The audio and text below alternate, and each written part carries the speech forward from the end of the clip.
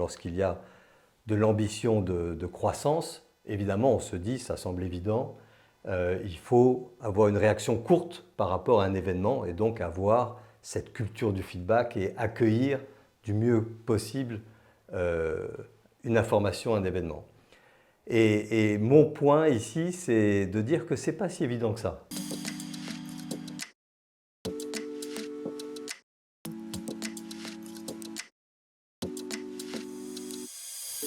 Bonjour et bienvenue dans ce nouvel épisode de Culture Responsable, l'émission qui traite de la responsabilité des entreprises. On aborde des sujets RH et RSE et aujourd'hui on accueille Jean-Stéphane Arcis. Bonjour. Bonjour Simon. Aujourd'hui on va parler de la culture du feedback et l'importance d'avoir une bonne culture du feedback dans l'entreprise. Alors c'est un énorme épisode, je suis super content de t'accueillir aujourd'hui sur le plateau de Culture Responsable. Je suis content d'être là.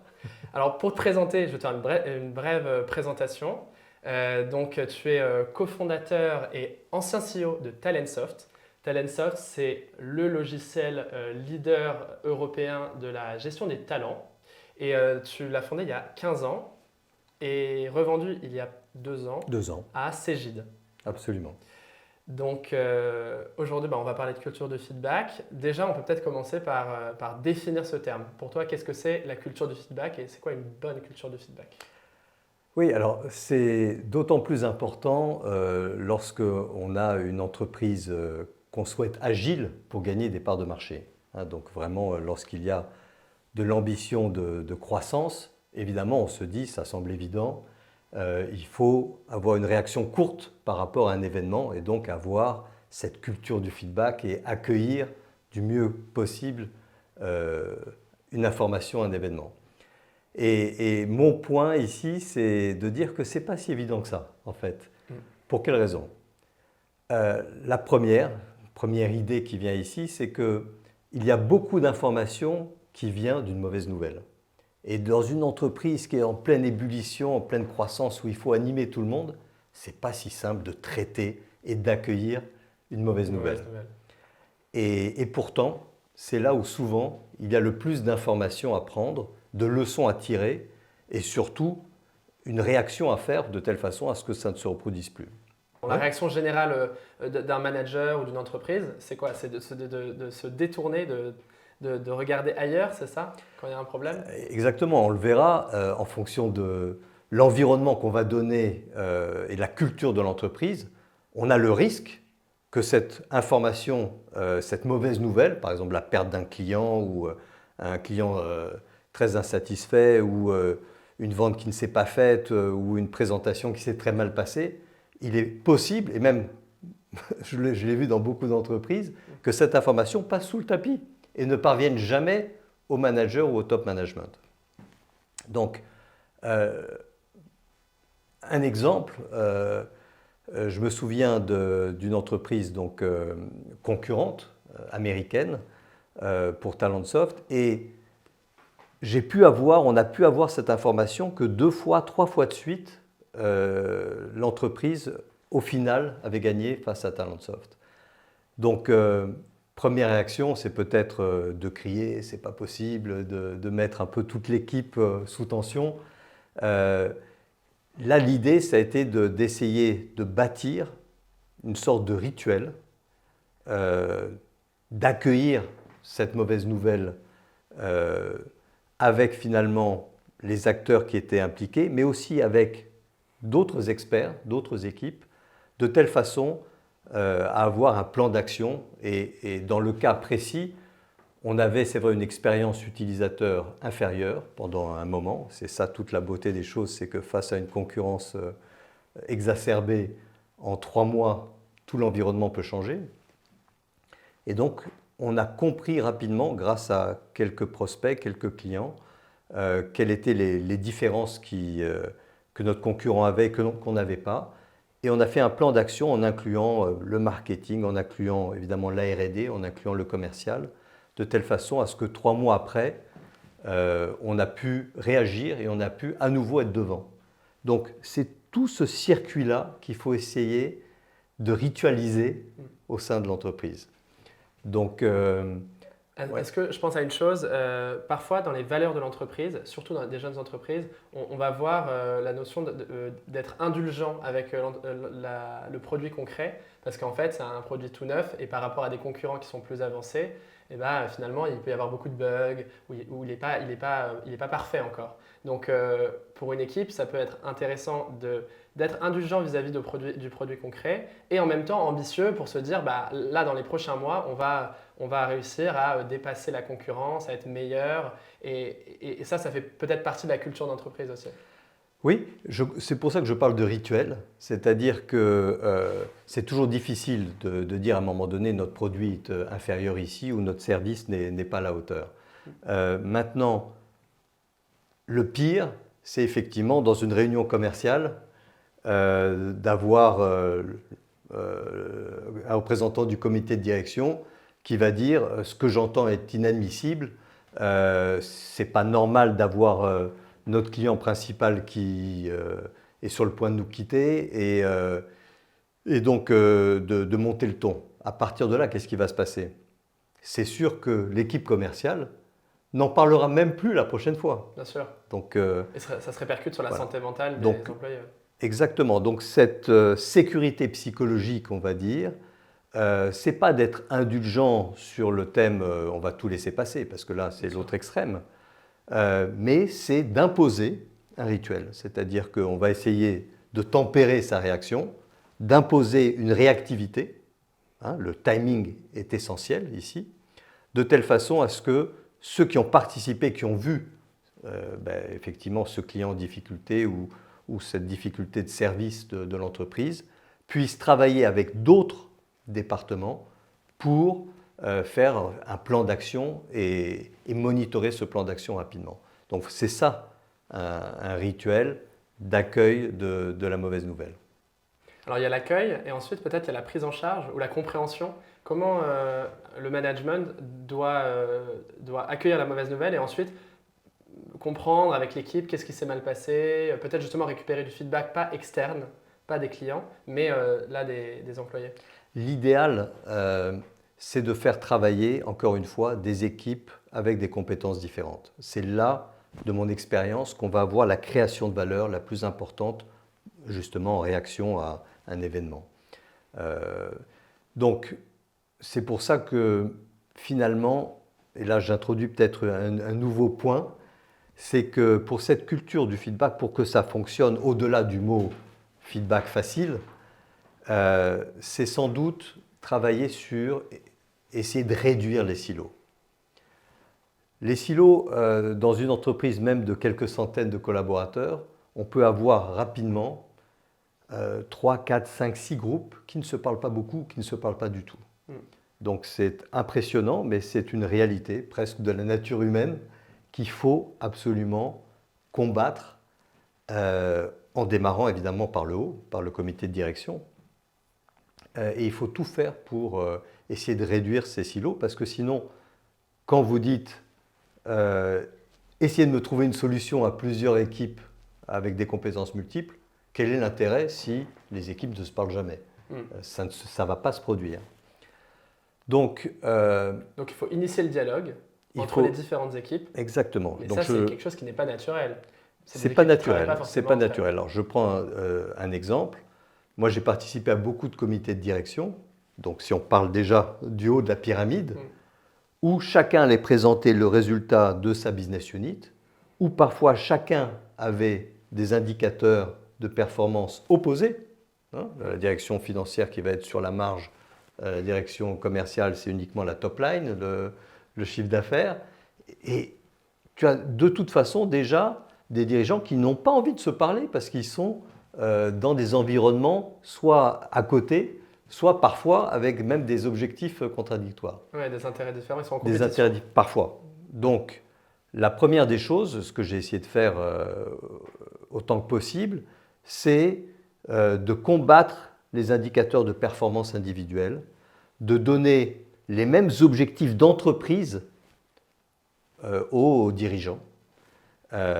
Et à partir de là, d'avoir une dynamique, y compris dans le comité de direction, une dynamique qui soit vraiment sur le thème voilà ce que j'ai fait de bien, mais surtout, voilà les 2 ou 3 points où j'ai besoin de vous, où j'ai besoin d'autres directions. Donc il faut vraiment insuffler, je pense, en tout cas c'est ce que j'ai pu voir qui fonctionnait, un peu ce côté humble qui va réduire les silos, ne pas générer des business units individuels, des égos.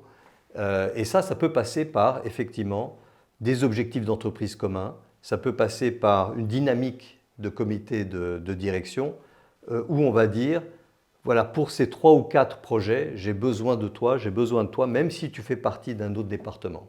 D'accord. Et surtout, si tu fais partie d'un autre département, ça a plus de valeur. Ouais. En somme, manager, parlez-vous entre vous, vous êtes une seule et même équipe. Finalement, on est plus fort tous ensemble, quoi. Oui, et pour que ça ne soit pas uniquement des mots, encore une fois, il faut ritualiser. Comme Alors, je te l'ai dit. ouais. euh, Concrètement, comme- quels sont les rituels qu'on peut mettre en place dans une Par entreprise? exemple, la dynamique du comité de direction, comme je te le disais. Oui. Si tu donnes à chacun 10 slides et que chacun va dire voilà comment j'ai fait parfaitement mon job, Ouais. chacun va se regarder en disant bah, je vais faire mieux que toi.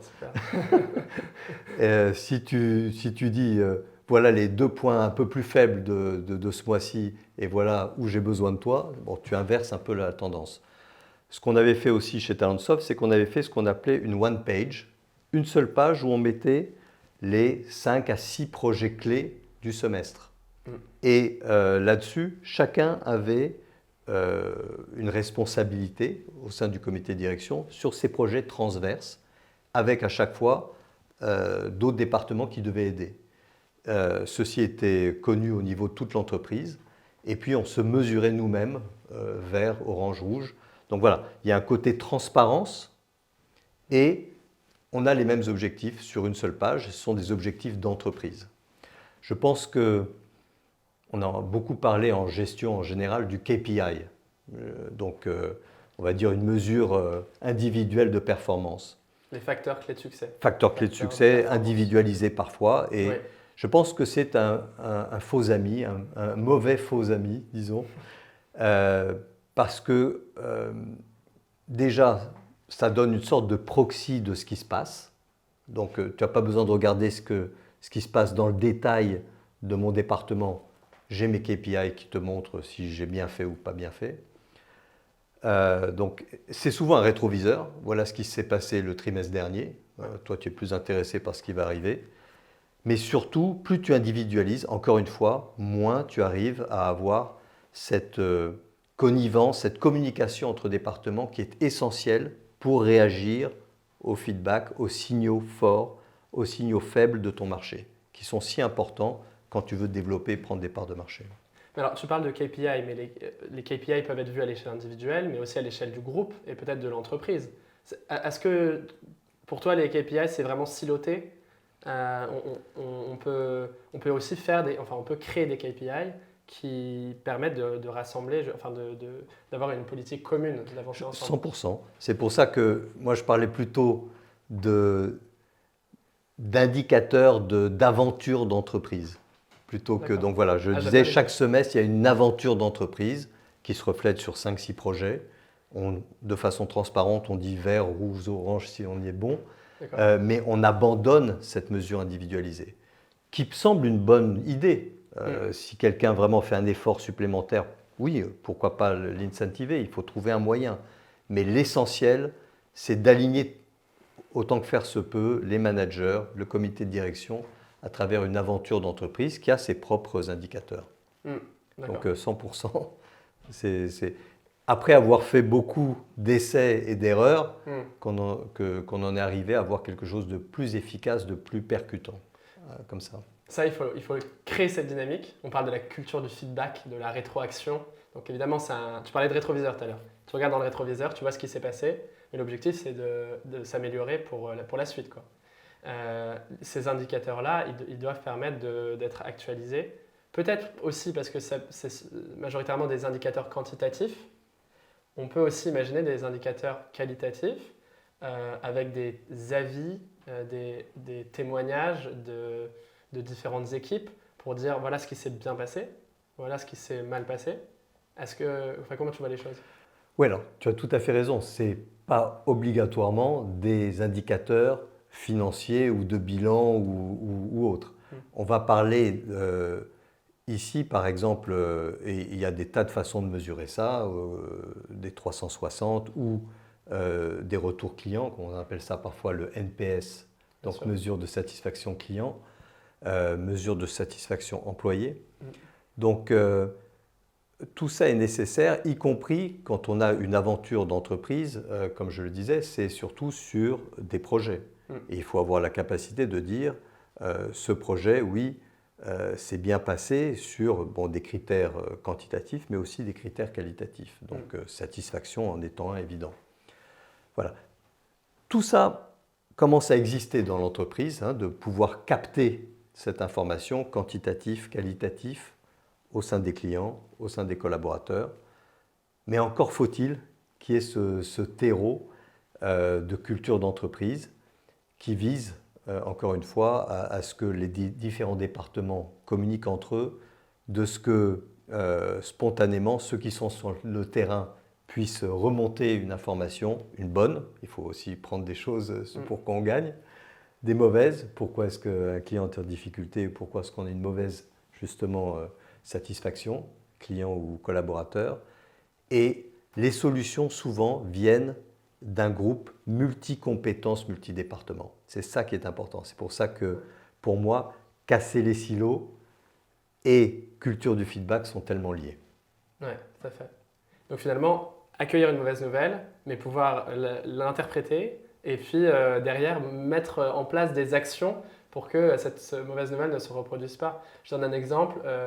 Dans énormément d'entreprises, tu envoies un questionnaire de satisfaction client et tu obtiens par exemple une note de 2 sur 10. Et cette note, elle n'est pas prise en compte. Il y a un commentaire négatif et il n'est pas pris en compte. Ça, je pense qu'il n'y a rien de pire pour le client de ne pas se sentir écouté. Et dans ce cas-là, il faut réussir à, en interne, créer un rituel pour accueillir la mauvaise nouvelle et la traiter et puis faire une rétroaction en fait. Finalement. 100%. Je pense qu'il n'y a pas de meilleure valeur, exactement, plus de valeur, de création de valeur à ce que tu viens de dire. C'est-à-dire, c'est pas simple. Ça veut dire qu'il faut pour résumer un peu, cette sécurité psychologique pour pouvoir faire remonter une mauvaise nouvelle. Une satisfaction à 2, c'est difficile, enfin, si l'échelle est à 10. Un gros client qui part, tout ça est très très dur. Encore une fois, tout ça est très très dur. Mais il faut qu'il y ait une sécurité psychologique pour qu'on sait que si on remonte ça, on va être entendu, il n'y aura pas des cris dans le couloir, il y a un rituel qui va nous protéger derrière. Et si on arrive ensuite à faire un plan d'action, encore une fois, multidépartement, parce que la solution, elle ne vient pas que du marketing, que du commercial. Souvent, c'est R&D, commercial, management, et elle ne vient certainement pas que du management. Donc, c'est le pire d'avoir un manager au-dessus qui va directement donner sa solution. Non, il faut qu'elle soit construite pour qu'elle s'enracine vraiment dans l'entreprise et que rapidement derrière, on n'ait plus à... on améliore ce score ou cette difficulté. Est-ce que tu estimes que la culture du feedback, ça fait partie intégrante de la culture de l'entreprise, de l'ADN de l'entreprise, et de cette façon, ça permet de souder les collaborateurs entre eux, comme une équipe en fait, une équipe de sport? Oui, je pense qu'on peut faire le lien avec...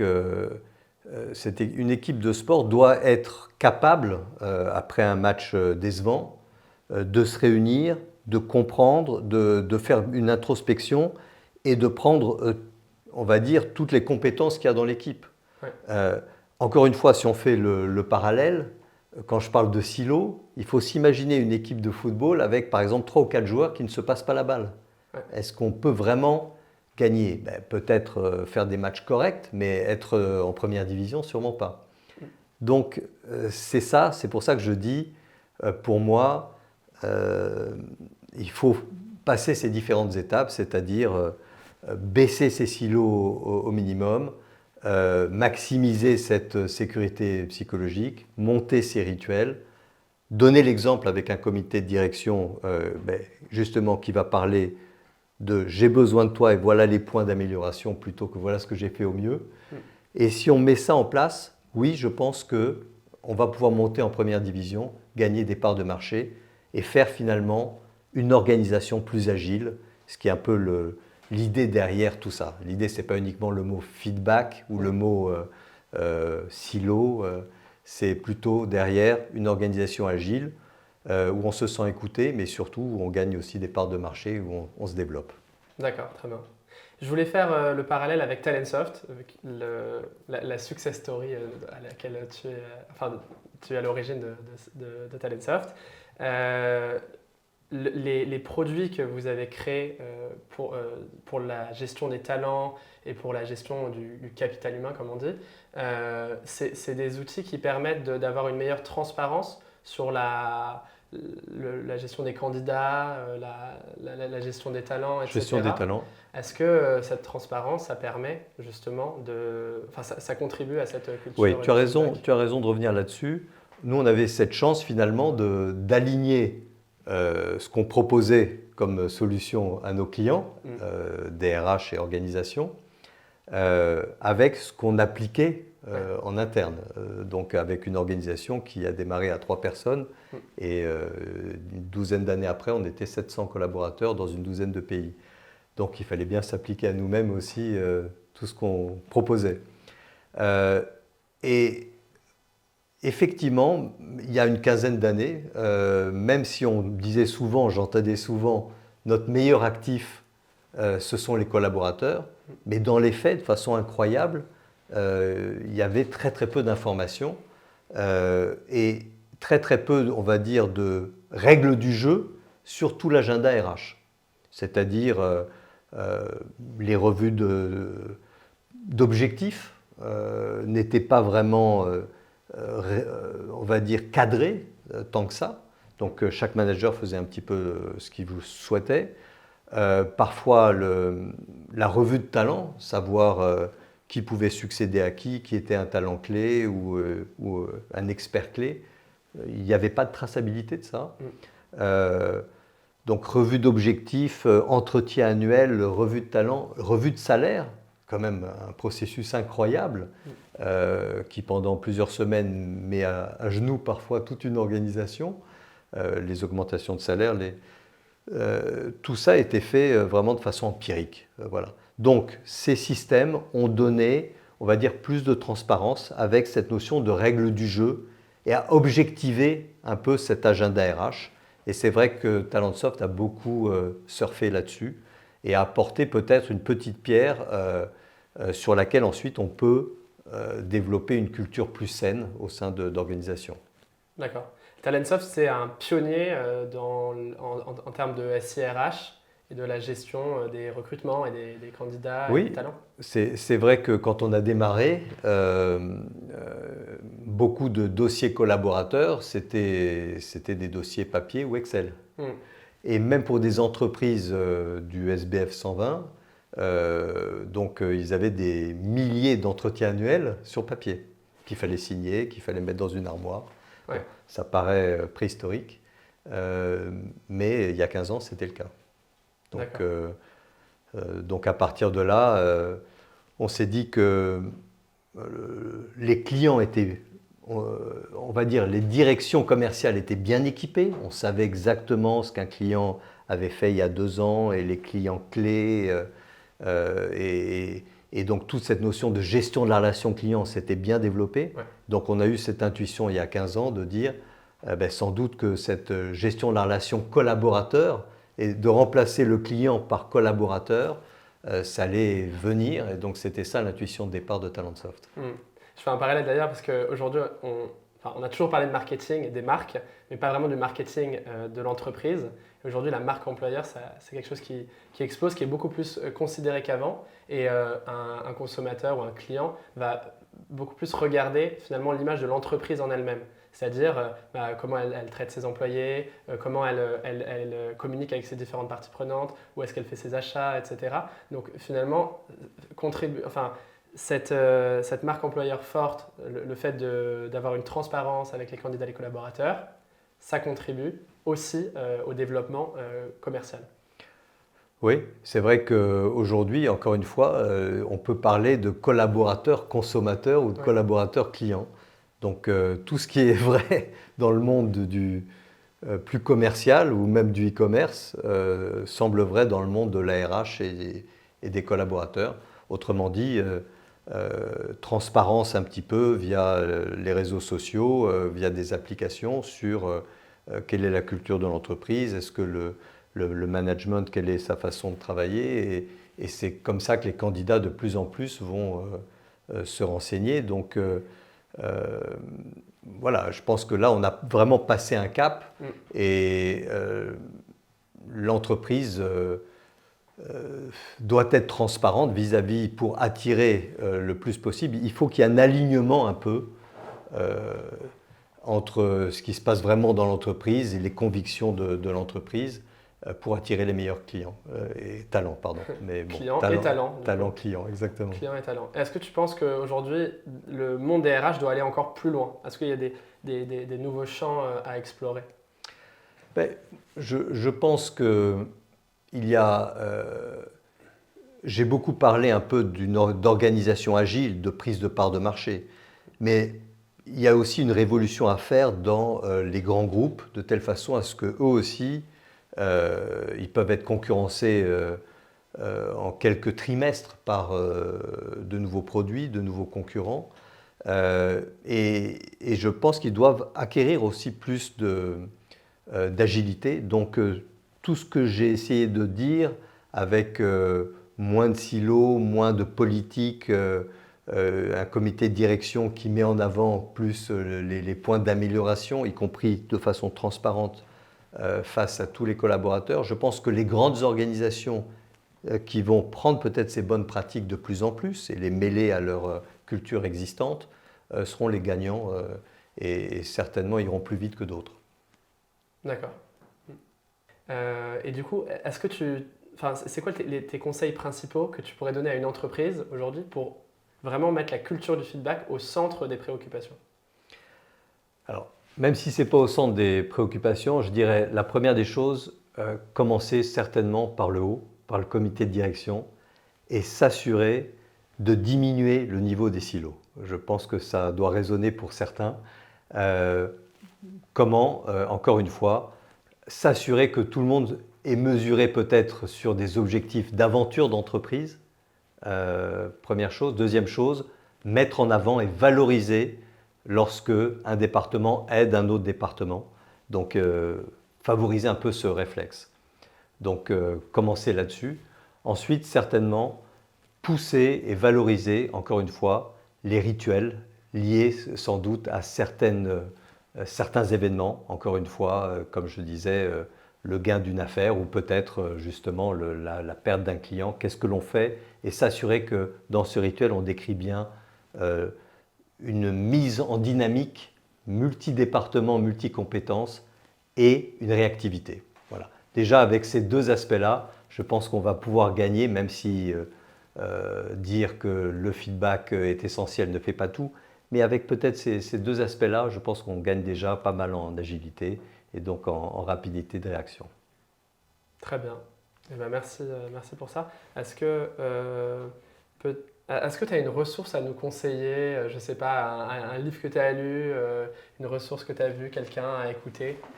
Non, alors peut-être si on prend un pas de côté, Oui, si on parle de livres, moi je conseillerais toujours Le monde d'hier de Stefan Zweig.